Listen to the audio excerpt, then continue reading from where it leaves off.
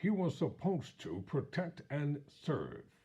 This ex-police officer has given good cops a bad name. I'm Tyrone Bowman. This is Tyrone Bowman Tonight. According to international news, Metropolitan Police Officer David Corrick has been sentenced to life in prison with a 30-year minimum term. The 48-year-old pleaded guilty to 49 charges against 12 women, including 24 counts of rape, 9 counts of sexual assault, and 3 counts of false imprisonment. Rapist ex-Metropolitan Police Officer David Corrick has been handed 36 life sentences after carrying out 80 sex attacks on women over an 18-year period, and will serve a minimum of 30 years and 239 days in prison. Corrick, 48, a former armed officer with the Parliamentary and Diplomatic Protection Command, pleaded guilty to 49 charges against 12 women, including 24 counts of rape, 9 counts of sexual assault, and 3 counts of false imprisonment. All of his crimes were carried out while he was a serving police officer. Some other charges are multiple indecent counts, meaning they relate to more than 80 sexual offenses, making Corrick one of the United Kingdom's worst sex offenders. Sentencing Corrick, Magistrate Justice Chima Grubb said, "The convictions represent a spectacular downfall for a man charged with upholding the law to the extent that he was authorized to bear a firearm.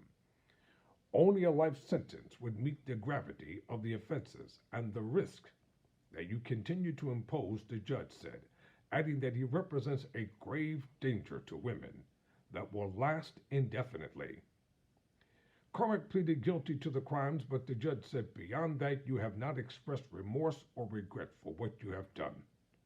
The case has caused further damage to the reputation of Britain's biggest police force, which has been under mounting pressure over failures to tackle sexual abuse and misogyny within its ranks. Behind a public appearance of priority and trustworthiness, you took monstrous advantage of women, Magistrate Justice Chima Grubb told the former officer. "You brazenly raped and sexually assaulted many women, some you barely knew. You behaved as if you were untouchable. You were bold and at times relentless, trusting that no victim would overcome her shame and fear to report you. For nearly 2 decades, you were proved right, but now the combination of those 12 women, by coming forward, and your police colleagues, by acting on their evidence, have exposed you and brought you low. You have lost your liberty, your job, and your status. You have before you the prospect of a difficult time in custody for many years." She added, "The malign influence of men like you in positions of power stands in the way of a revolution of women's dignity. Officers like Corrick have no place in society, let alone policing," said a spokesperson for the Metropolitan Police Federation, or the MPF, calling for the force to improve by ridding the service of rogue officers. They said, "We fully accept and understand the failings that have been highlighted in this case. The police service has to improve to regain or retain the trust and confidence of the public. Part of that process is ridding the service of those who don't serve the privilege of being a police officer and who disgrace all of us. If officers are proven to be guilty of horrific offenses, then we will be the first to say that we do not want these individuals in the job." In a statement following the sentencing, Home Secretary Sulia Braverman called Corrick's victims a scar on the police. Ms. Braverman said, "The crimes of David Corrick are a scar on our police, and it is only right that he now face at least 30 years behind bars. I pay tribute to the brave women who have come forward to hold him to account for his vile abuse. It is vital we uncover how he was able to wear the uniform for so long, and I welcome the Angelina inquiry's investigation into David Corrick's criminal behavior and the decision making around his vetting. There is no place in our police for such heinous and predatory behavior, and I look forward to receiving Lady Alicia's findings.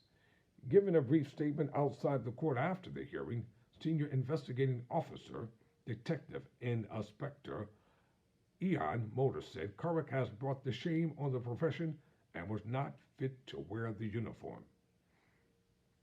He said Corrick's conviction was possibly due to the bravery of the victims, as well as the dedication of the police team investigating the case. I hope that our determination to get justice for the victims in this case will go some way to reassuring the public that nobody is above the law and we will bring people like David Corrick to justice, Mr. Moore said. Also speaking after the sentencing, Peter Burt, head of the Complex Casework Unit, paid tribute to the outstanding bravery of the victims in coming forward. We cannot undo the pain and anguish of what they have endured, but I hope they can take this as a first step to rebuilding their lives, knowing he can't harm them or any other woman, he said. He acknowledged that victims of rape and serious sexual offenses may not come forward due to fear they might not be believed, and said, "We understand these concerns and want to assure you that we are doing everything we can to improve how these offenses are handled and are determined to see justice done for more victims of violence against women and girls." Magistrate Justice Chima Grubb said Corrick's violent sexual offending against women commenced almost immediately after you become police constable. And you, pardon me, let me read that one more time.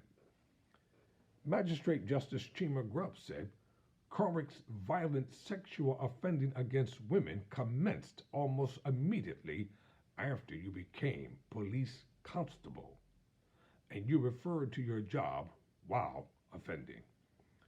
One theme of this offending was the reluctance of the victims in reporting the offending because your knowledge and status as a police officer allowed you to continue to offend as long as you have done, she said. It emerged that Corrick attempted suicide while in remand at Belmarsh Prison. He was airlifted and detained at a secure hospital, but was not found to be suffering from a mental disorder. Magistrate Justice Chima Grubb told him he attempted suicide as a self-pitying reaction to the shame brought on you by these proceedings rather than remorse. The sentencing began at 11:40 p.m., over 1 hour late, due to technical issues with the audio in the Overspill court. Corrick hung his head, eyes to the ground, while Messrs. Justice Chima Grubb said the reckoning and graphic details of the case. He appeared in court dressed in a black suit, a white shirt, and a dark-collared patterned tie.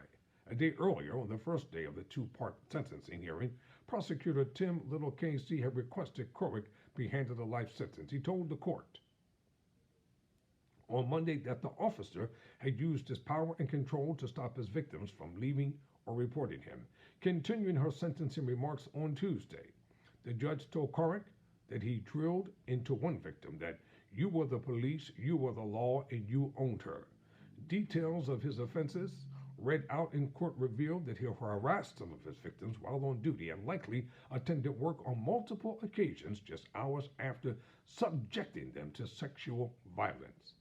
In victim impact statement read by Mr. Little, women sexually assaulted by Corrick revealed that his attacks made them fear for their lives and left them with long-term psychological and physical injuries.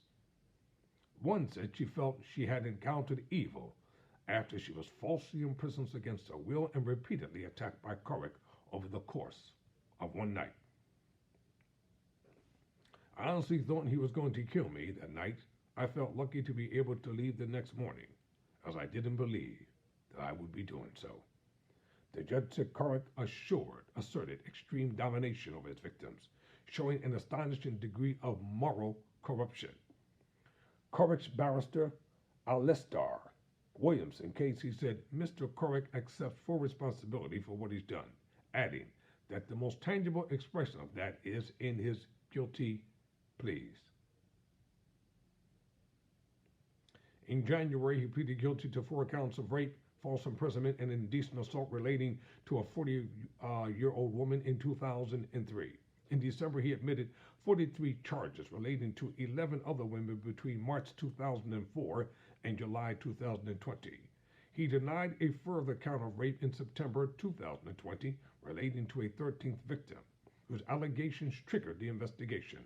The Crown Protection Service concluded that it was not in the public's interest to proceed to trial on the charge.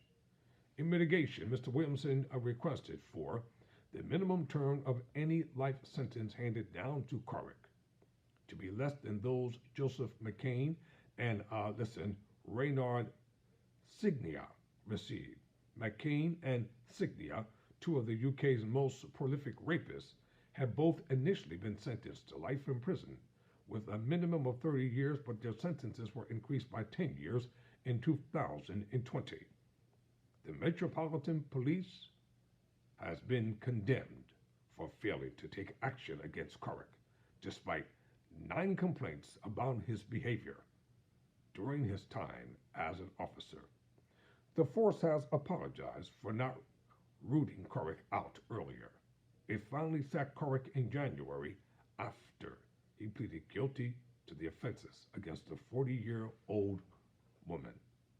And this is the reason why a lot of innocent men right now are languishing in prison on falsified reports by corrupt, lying, raping, molesting ex-police officer David Carrick.